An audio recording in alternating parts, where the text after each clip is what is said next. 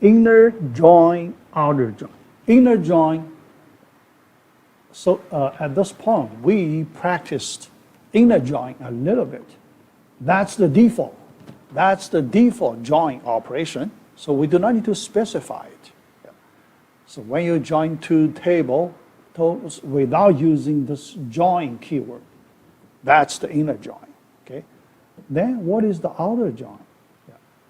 I saw some students when they wrote queries, yeah, many times, sometimes they use inner join, sometimes they use outer join. Yeah. But some students, they may not know the difference. They may not know the difference. Yeah. Here, let me explain the main difference of these two join types. Yeah. All right, inner join, the default type of join condition, a tuple is included in the result only if a matching tuple exists in the other relation. Exists in the other matching tuple exists in the other, because so here we are talking about join condition. Yeah. Here, this place, we are talking about the join condition, because you need to use the join condition to, to construct the initial joined table. Yeah. So here, so at the join condition,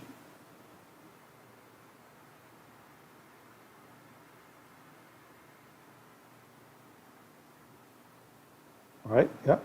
Join condition, you use, so here, let me just use table 1, table 2. T1, T2 refer to two tables we want to join, okay? All right. T1, join condition typically, T1 dot field 1 equals T2 dot field 2. Field 2. All right? Yeah. So the matching tuple, so here, this part, matching tuple exists in the other relation. All right? Yeah. So here the question is, exists. That means not null.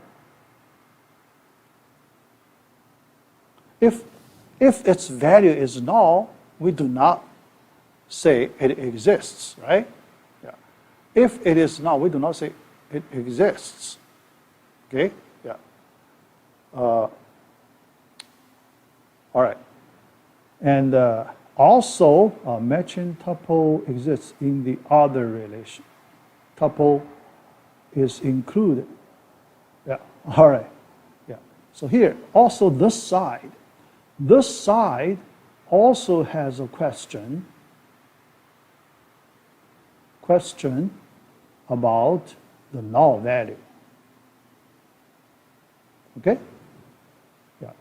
If the value is, so here you can imagine, based on our rules, when we hit the null value, no matter you have two nulls, one null, it's different, right? Yeah. It's different. Yeah. So because null values are treated different, all null values are treated as different values, right? Yeah. So that means for the join condition, if one of the two values is null, then it's false. Okay? Yeah. So, yeah. Yeah, but this is the inner join. This is the rule for inner join. If see that null value, if you see null value at any side, left-hand side, right-hand side, okay? Then it's false. False for the join condition.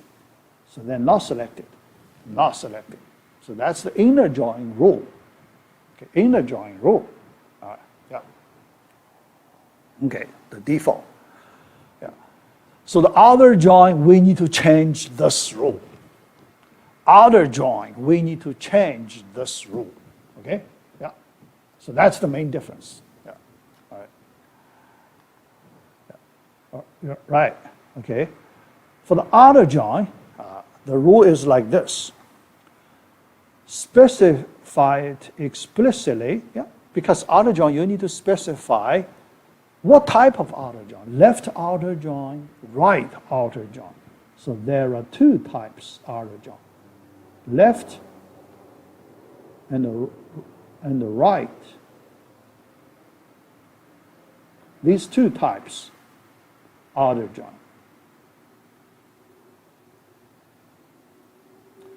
These two types targeting on the null value, null value appears at the left-hand side or right-hand side. Because you have two. When you see a null value, there are two possibilities. The null value appears at the left-hand side or the null value appears at the right-hand side. Okay? Yeah. Require that all tuples in one table included. Yeah, so that's the all tuples in one table included, even if no matching tuple in the other table exists. No matching, yeah, because there is no matching. Okay? Yeah. No matching. Even not a null value. Okay? Yeah, because sometimes even without null value, you may not get any matching one, right? Yeah. So even if no matching tuple in the other table exists, yeah. If null value appears, yeah. So here there are a few cases. Yeah. So the basic rule is like this. Basic rule is like this. Yeah. Let's look at all the possible cases. Require that all the tuples in one table. Yeah. So this one table, left or right. Left or right. If this one table means the left table, we call it left outer join. If that one table refers to right table, we call the right outer join. Yeah, so that's easy. Yeah. Yeah. Because, so this modification, this rule modification comes from the business requirement, real world business requirement. Because in the real world, you may require one particular table, so you want to have all the rows of one particular table appear no matter each row is matched or not. Because you want to see the matching status for all the rows in one particular table. Okay? Yeah. So you may need that. Yeah. In that situation, so you use the outer join. Yeah. Left table, you want to show all the rows, or right table, you want to show all the rows. Yeah. Even the join condition, the table field involved in the join condition is null value, you list that row. Okay?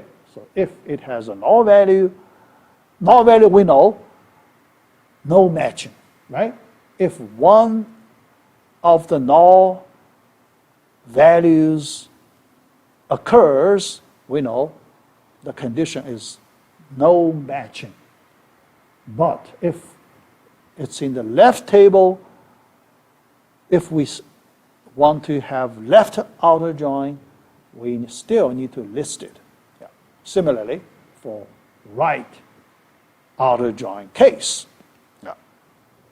Yeah. Reason, based on the business requirement, based on in the real world situations, sometimes we need this kind of information. Okay? Yeah? All right. Yeah. All right. Yeah. So later, when you do inner join, outer join, now you understand the rules. Yeah. Do you want to see all the rows in one particular table? Do you have such requirement? Right? If you do not have such requirement, yeah. So you only want to see the rows that satisfy the matching condition are listed, then it's inner join. You do not require all rows from one particular table appear completely, right? Yeah, completely. Yeah. So now you can separate. It's an inner join or outer join case. Yeah. All right. Yeah. Yeah. So the null case is part of it, right? So here I talk about the null case, but actually null case is one special case. Yeah. Because you may have let's assume there is a situation, all values are not null. Yeah. We can also consider all values are not null, right? Yeah. So in that situation, if you look at the join condition for one particular row, you may not get any. Yeah, so here, let's consider this case. Yeah. See, here, let's assume that all values involved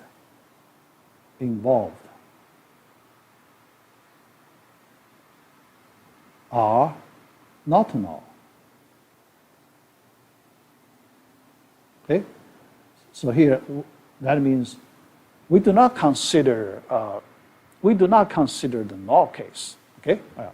But when we consider one, for example here, the field one matching one of the values in the other table, when we compare all the rows with, so this value with all the rows in the other table, still no matching, right? It's possible, no matching. Okay? Yeah. No matching. But we still, if we use the left outer join, so this row, we need to list it. Yeah. Even if no matching, based on the join condition. Yeah. No matching, we need to list it. Okay? Yeah.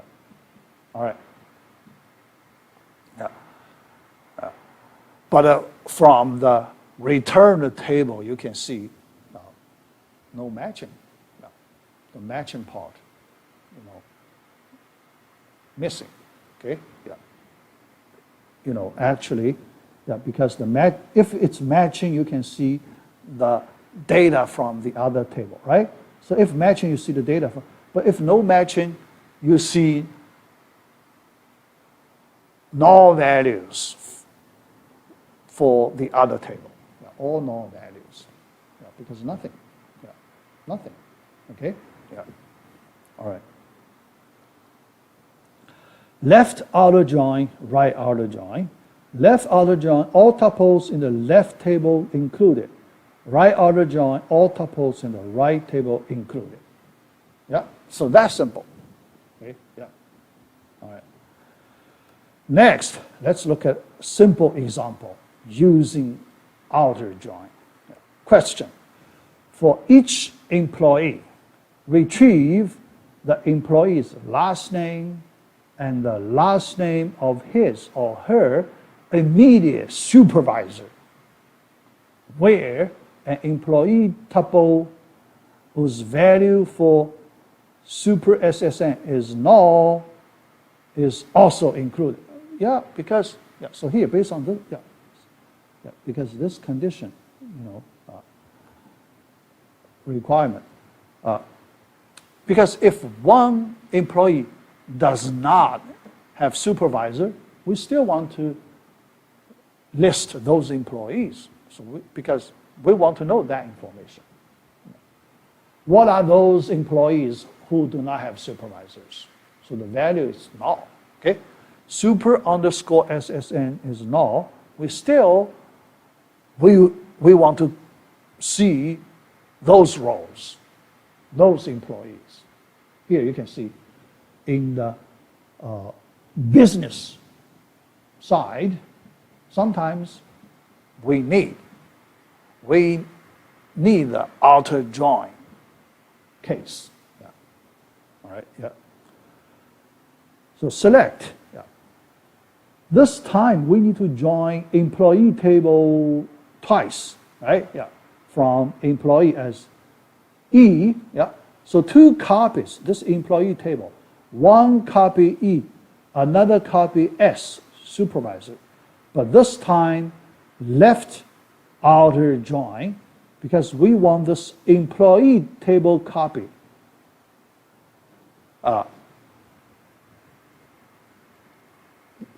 give us, this copy, we want to see all the rows in this copy.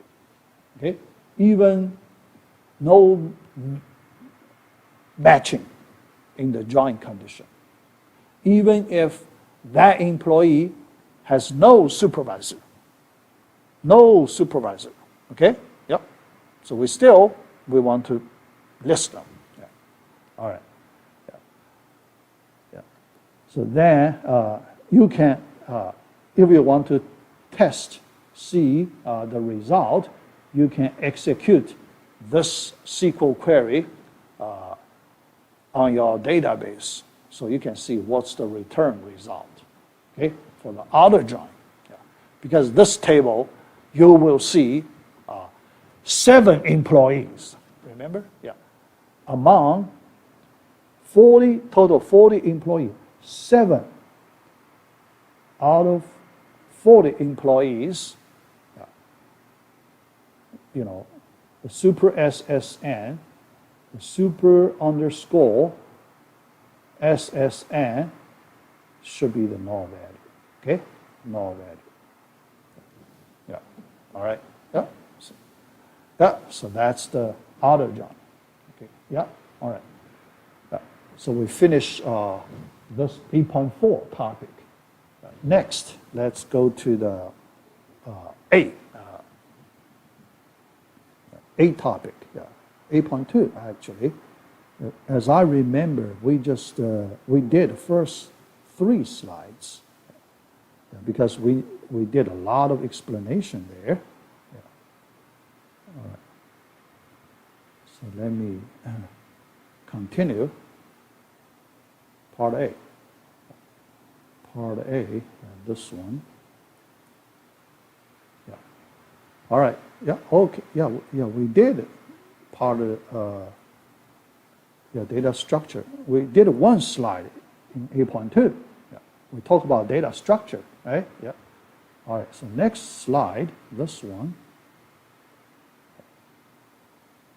Yeah. Yeah. How indexing works. All right. Yeah. So this slide, I need to talk about the hardware support for indexing. Yeah. So let me explain a little bit. How indexing works.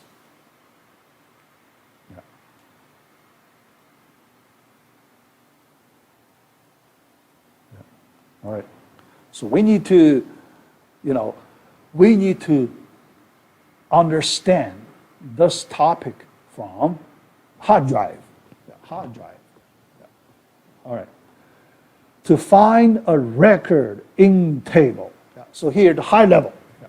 So first, let's look at the high level. So then we go to the lower level.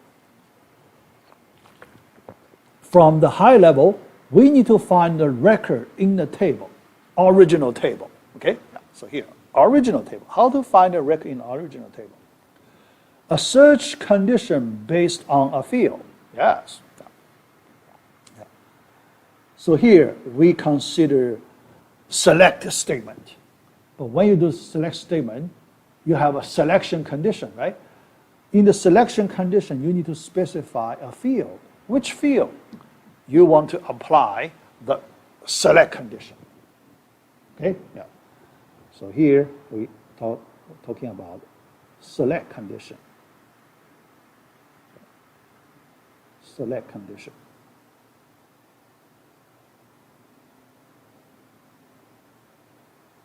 On a field. You have to specify a field. Okay? All right. So that's the first. Second, another condition we also need to have. We assume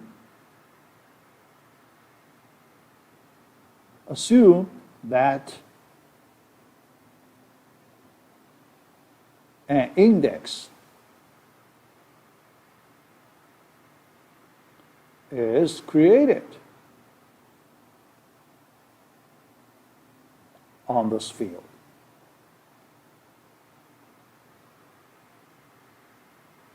Because by default, index is not created.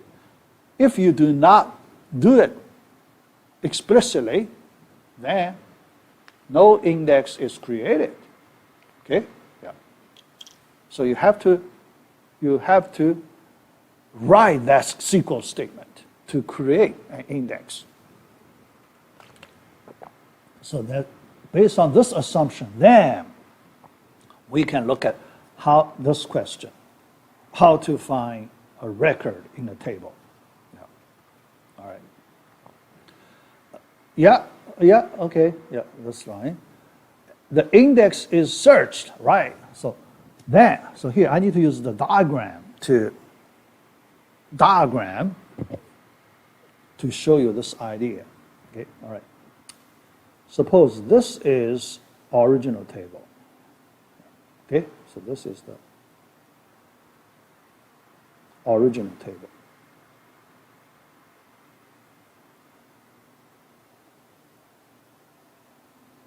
All right. Then at the same time, we create an index file.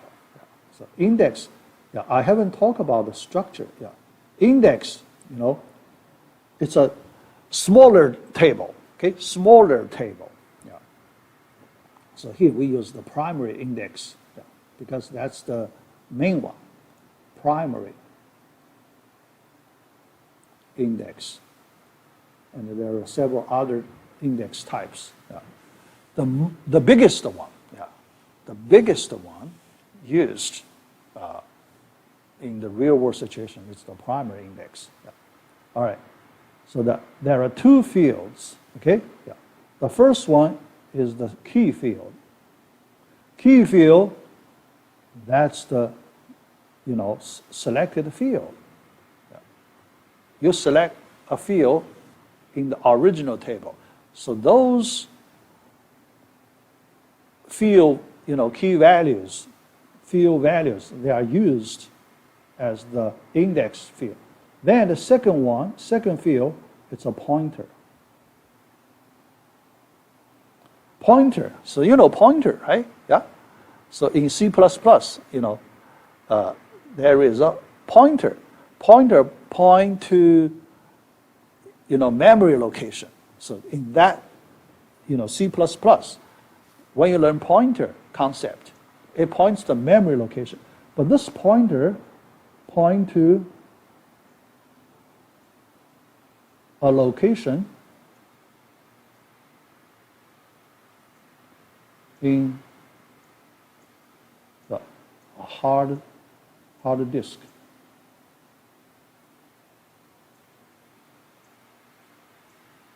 Okay, hard disk. Yeah. So you search, yeah, because here it's sorted. Okay, yeah. The key values are sorted. Okay, so in ascending order. Yeah. All right. So then the pointers. Yeah. Now, so when you start, you want to find one particular row, right? If you work on the original table directly, if you work on the original directly, you need to do sequential search, right? Or linear search.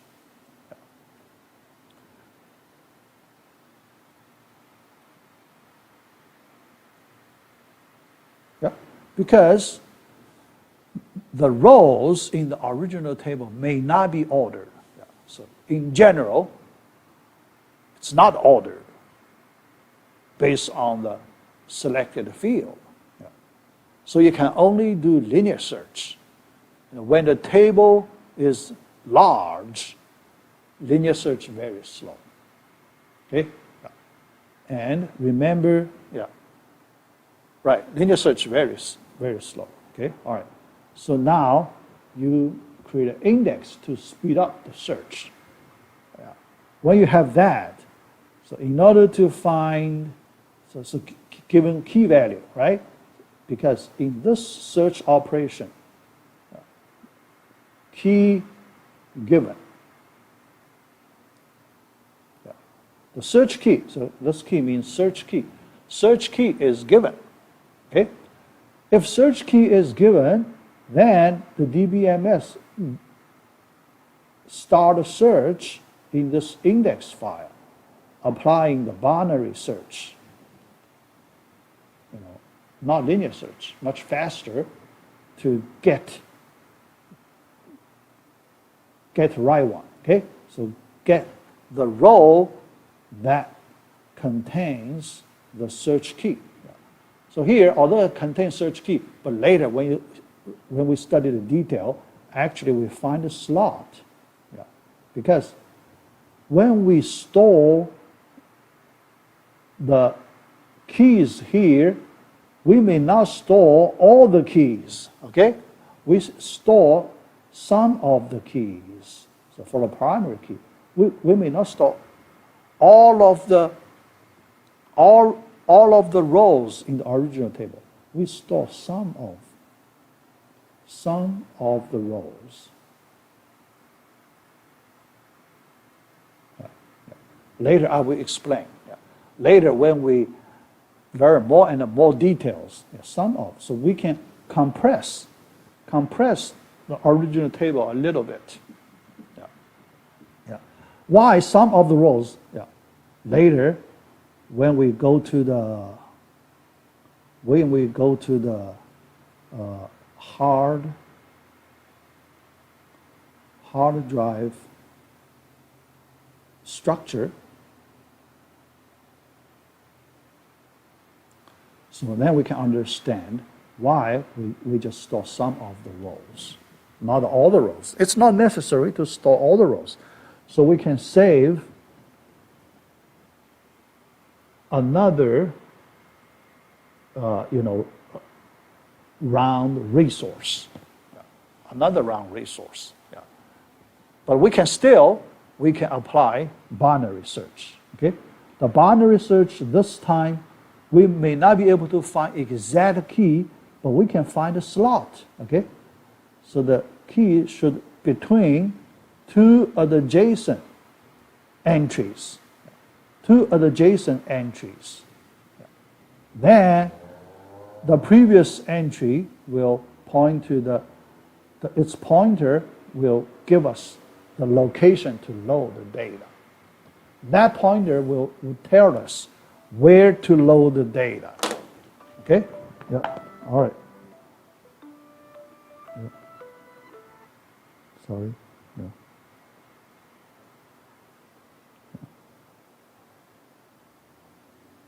let me turn off. Yeah. I may, yeah, I know it's a,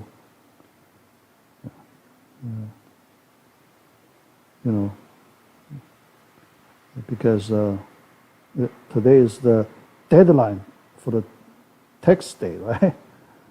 Tax filing day. Yeah, so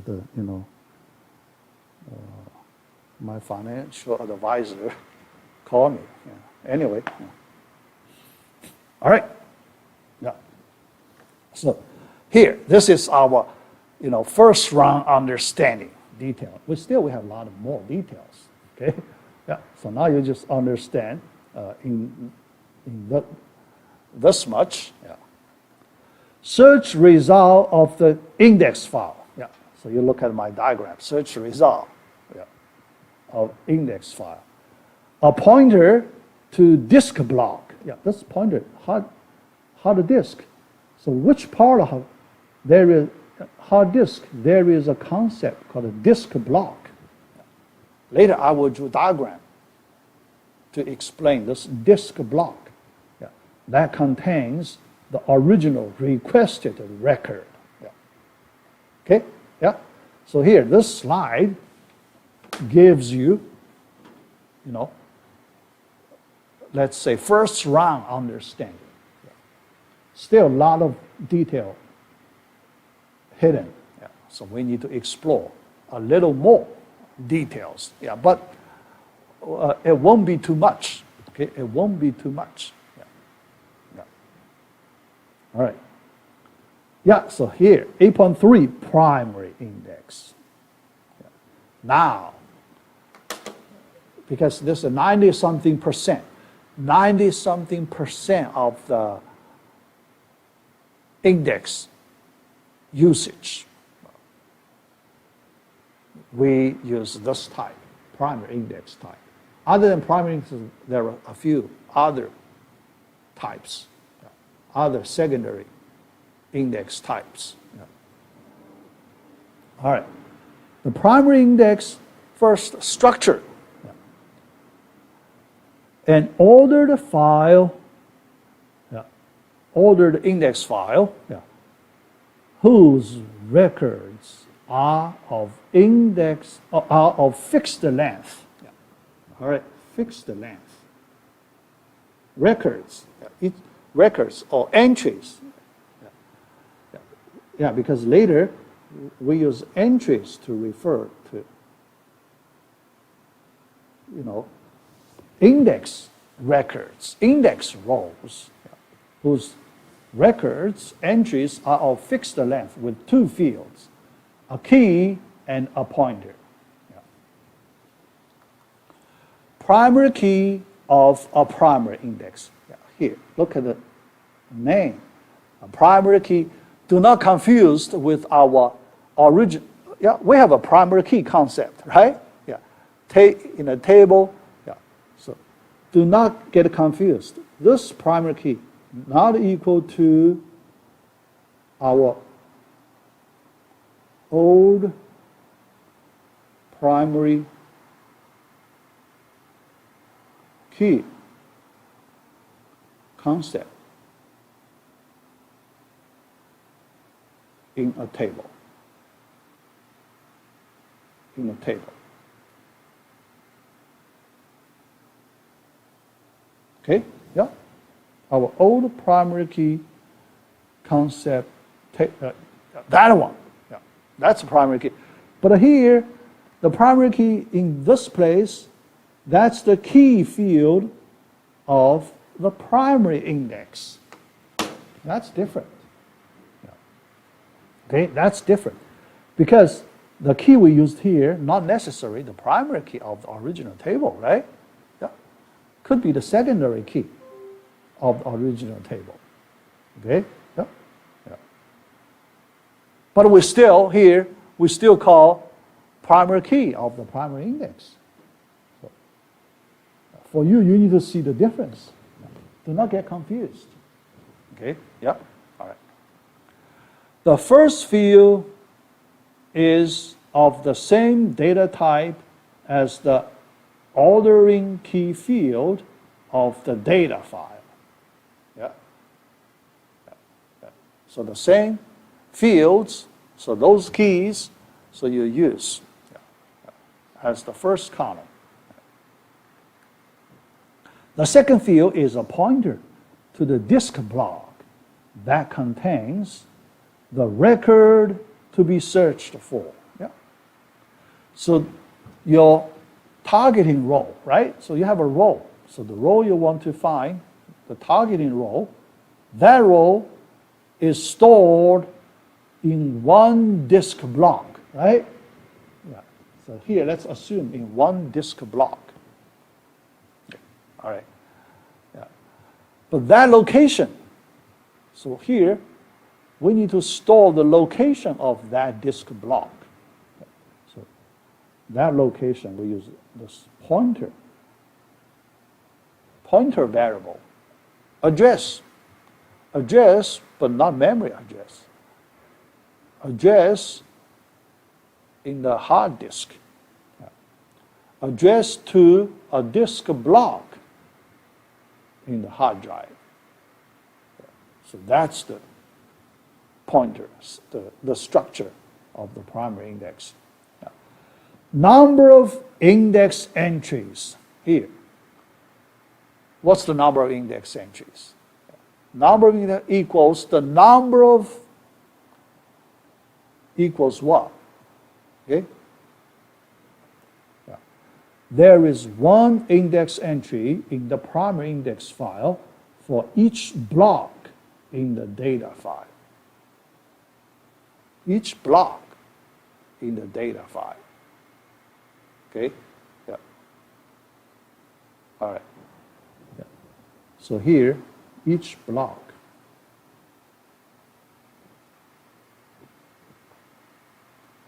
And another thing, so here there is assumption, because when we talk about store data in disk blocks, so when we store, there is assumption. When we store data in disk blocks. What is the disk block? Yeah, I will explain later. Later I have chance. I will draw a diagram to show you that disk block. Okay? So when we store data in disk blocks, we use consecutive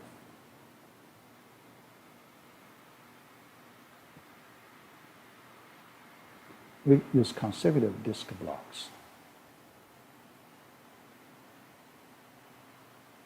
Okay? Yeah. So that means we do not jump. Okay? So we always use consecutive disk blocks. Just like the way we use, when we declare an array in main memory, we use consecutive memory locations, right? Here, disk blocks, we use consecutive disk blocks on the hard drive, hard disk. Okay? Yeah. Because in that way, we can do calculation. Consecutive disk block, we can calculate, we can estimate, we can, when we need to find a location of a particular record, we can do calculation. Okay? Consecutive. Yeah. All right. Yeah. So one index entry corresponds to one disk block in the data file. Yeah. So for your total, think about, for your total,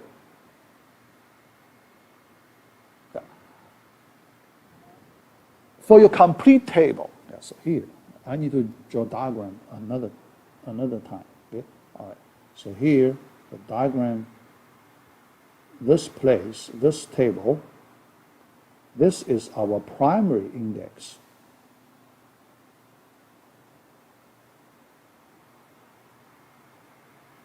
Okay? The primary index you have certain number of entries, right? Yeah, certain number of entries. All right. Yeah. Then let's look at your original table. This is your original table.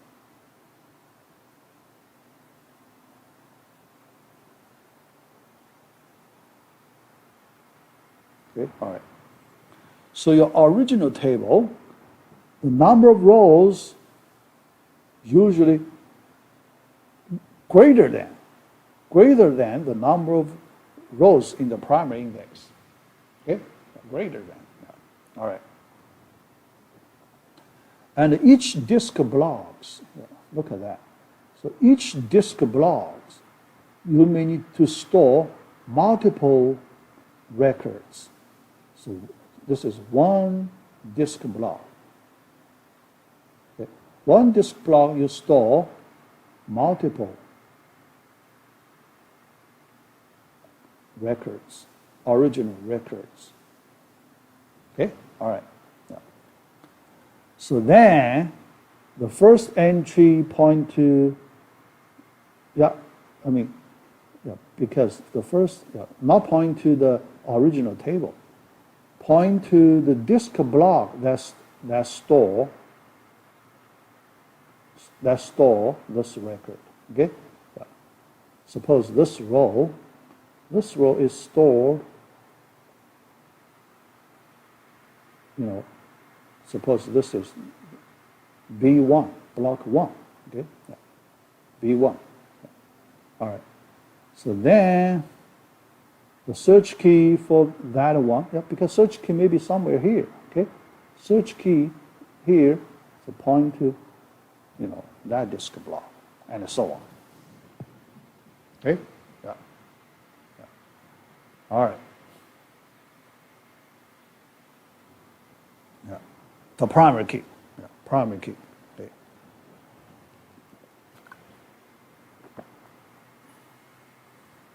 Yeah. So we will see more and more details. At this point, still not enough details. Okay. We still need to learn more. Okay. Yeah. Still need to learn more. Yeah. Anchor. Another concept. Anchor record in primary index. Yeah. Anchor. Okay. So what's the anchor record? The first one. Because each disk block you can store multiple record. Okay. Yeah. So the pointer points to the anchor record, the first one, in the disk block. Each index entry has the value of the primary key field for the first record in the block. First record in the block. Yeah. Okay. Yeah. That's the way. Yeah. How to select, right? So here, when we define an index, primary index file, suppose this is a primary index file. All right. Two columns. Okay. Yeah. And how do you determine the first key field? So you sort it, but you do not use all the sorted key values, right? You only use some of the sorted key values. So here. So after you, so here you actually is the DBMS, not you. After the DBMS sorts the table based on the key field,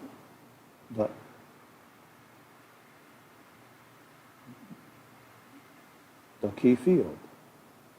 Oops, sorry.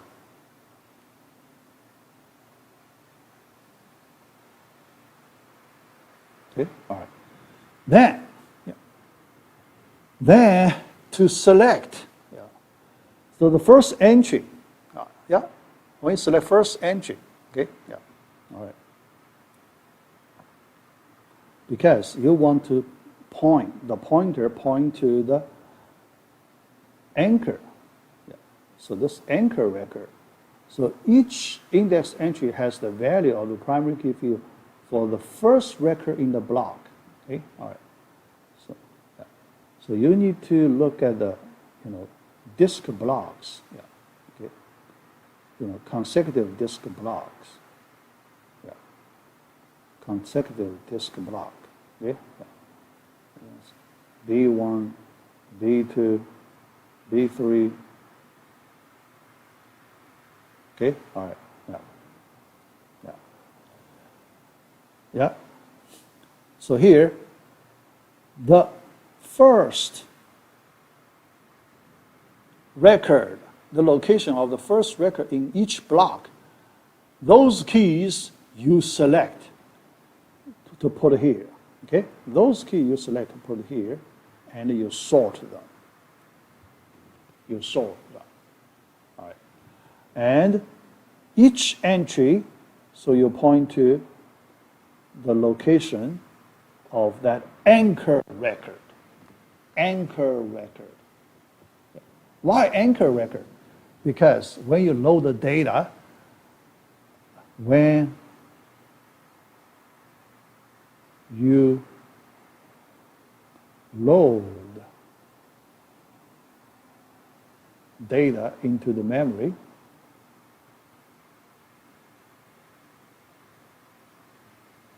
the main memory,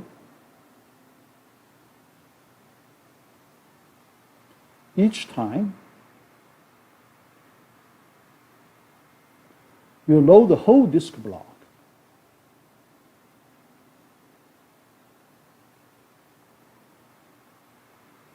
You load the whole disk block, okay?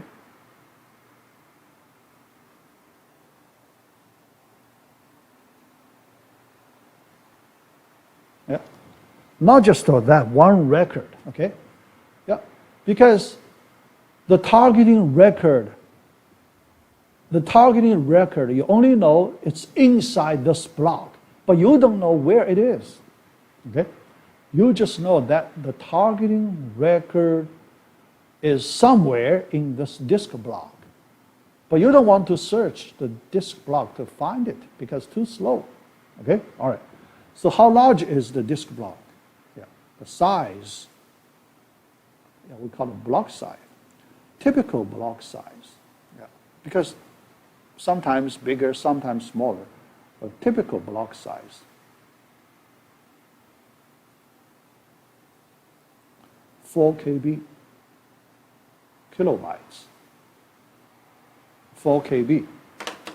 Not too big, not too small. Okay? Yeah. Too big because every time when you load the data from hard drive to main memory, if the disk block too big, the bandwidth, you have a bandwidth issue, right? So you have to split the block. Multiple times you need to load it into the main memory. Then it's not good, okay? So you don't want to make the disk block too big, but not too small. If too small, then you need to sometimes you need to load the disk block too many times. Yeah. Still not efficient. So you just want to get somewhere in the middle, the right size, more efficient. Yeah. Yeah. So, this 4 kilobytes are commonly used disk block size. Yeah. Yeah. But when the technology improved, this number could be modified. Okay? All right. Yeah. Yeah. So let's look at some other properties. Each disk block usually contains multiple records. You see, this 4 KB size usually, so you can have multiple records. Yeah. But sometimes your records, each record could be very large, right? Larger than this 4 KB. Yeah. Then you need to use multiple blocks. Yeah. All right, yeah. But most of the time, one disk block can hold multiple records. It is called, the first one is called an anchor. So here, the first record in the block is called the anchor record. All right. A primary index only stores the field values for block anchors. Block anchors. So then you can cover all the blocks. So with these entries, you cover all the blocks. Okay, all right. So the total number of entries in the primary index is the same as the number of disk blocks in the ordered data file. One-to-one correspondence between entries and disk blocks. That's the property, the primary index property. Okay, yeah. All right. The number is usually smaller than the number of records in the original file. Yeah, usually, okay? Most of the time, usually. But there are exceptions. Sometimes this may not be true. So we allow exceptions. But the chance is very small. Okay? So it's usually you can save. So you can, make your primary index based search very fast. All right. Performance of primary index. Size of primary index file. There are fewer index entries than there are records in the data file. Also usually, okay? So this is, we may have exceptions. We may have rows very large. Okay? Each row is larger than the disk block size. Each disk block size is possible. All right. Each index entry is typically smaller in size than a data record because it has only two fields. Only two fields. Usually smaller than the original table. More index entries than data records can fit in one block. Yes. Because the entry size is smaller than the record size, right? So each disk block can hold more entries than the number of records. All right. Binary search. Performance. So we have that formula, the binary search performance. All right. Suppose here, because we apply binary search on the primary index file.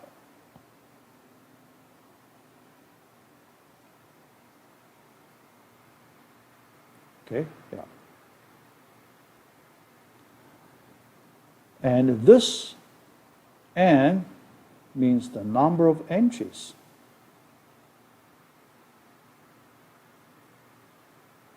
Number of entries, okay? And the worst case, so this is the worst case.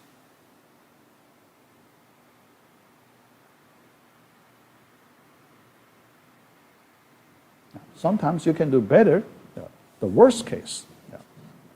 All right, best case, worst case, average case. The binary search. All right. We have about 10 minutes. Let's look at this. 8.4.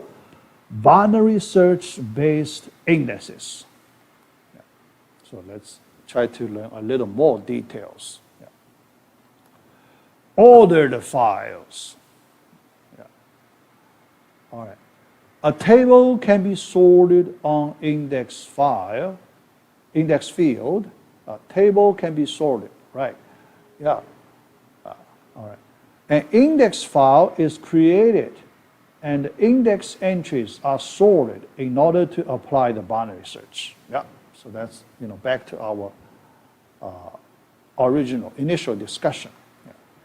If both the data file and the index file are ordered, yeah, there is a possibility, okay?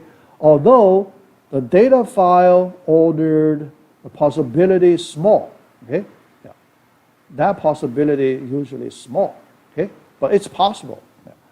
If both data files and index file are ordered, why using the index file is still faster? Because the index file size is smaller. Entry size smaller than the record size. Yeah. So there are a few reasons. The first reason, entry size less than the record size.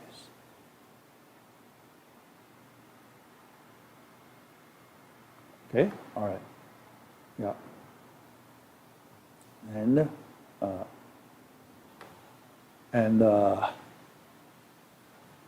only use, another is only use anchor records. We can save many records. Only use anchor records. That's part of the records. Okay, so you can use fewer entries. Yeah. Yeah. All right. So that means if you do the binary search on the original table, it is still slower than you apply the binary search on the primary index corresponding to the search key. Yeah. Search key. Even if the original table is ordered. But the original table is ordered, that chance is very small. Yeah. Very small. Yeah. In general. Okay? Yeah. It's possible, but chance small. Yeah. Usually the original data file has more fields and contains larger amount of data. An index file has only 2 fields, key and a pointer. A larger file uses more disk blocks.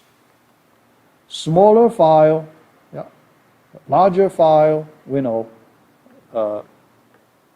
original table. Yeah. A smaller file index results in fewer disk accesses. Yeah. So now, because you only need to access those disk blocks that store the entries. Okay? Yeah.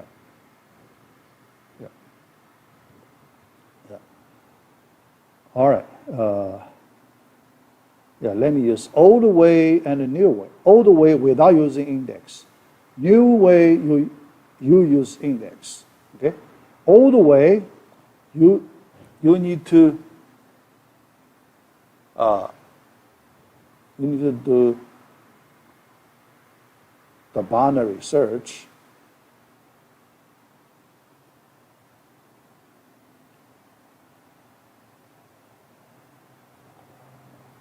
on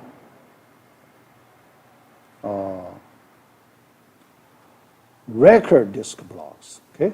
Yeah, because this record disk blocks. This disk block you store records. New way, so you do the same binary search. Okay? You do the binary search.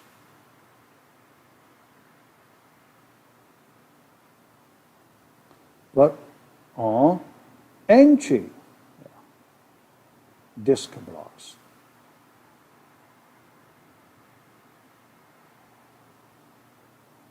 That number. Yeah. significantly smaller. So that number is significantly smaller. So that means your search numbers also smaller, also significantly smaller. And you do the search on hard disk. Hard disk, we know hard disk visits relatively slow. So you can save many hard drive visits. You can save many hard drive visits. Yeah. So here, because here, even we assume original data is ordered, still the gain is significant. The gain is significant. But usually it's not sorted. Usually the original table is not ordered based on any field. So that means our gain is pretty big. The search performance gain is very big. All right, so that's the here. But all right, so yeah, I'll finish the last slide. Yeah, because I have about 5 minutes. Before that, let me use this 5 minutes to explain that disk block. Okay, the disk block. Yeah. Because otherwise, I talk about the disk block all the time. Otherwise, you may not understand well. Yeah. First, let's consider a typical hard disk. Hard disk, we know the shape is cylinder, right? So here, let's use a cylinder to describe,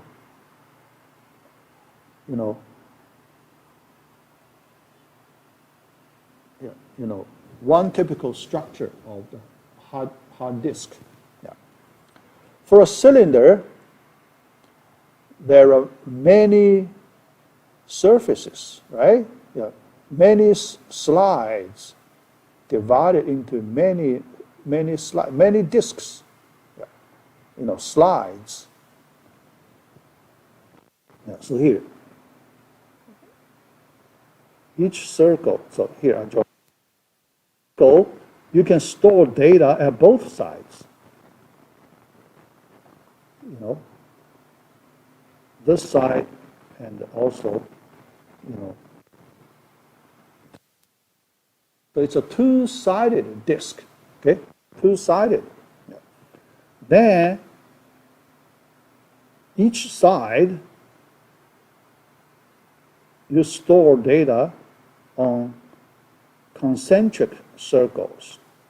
So we call the tracks. There are many tracks you can store data. Okay? All right. Then, for each track, you further divide these tracks to sectors. Okay? To many sectors. Sectors. Okay? All right. So then, on each sector, sort of look at the proportion. Each sector, this part, okay? Sector. Each sector, then you can further divide it into blocks, okay? Blocks. So here, sector. Okay? So why I cannot draw? I cannot draw. Okay? Yeah. So each sector. Here my pen is disabled. Yeah.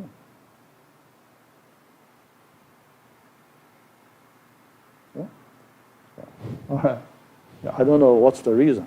Yeah, my pen cannot draw anymore. Yeah. Anyway, yeah.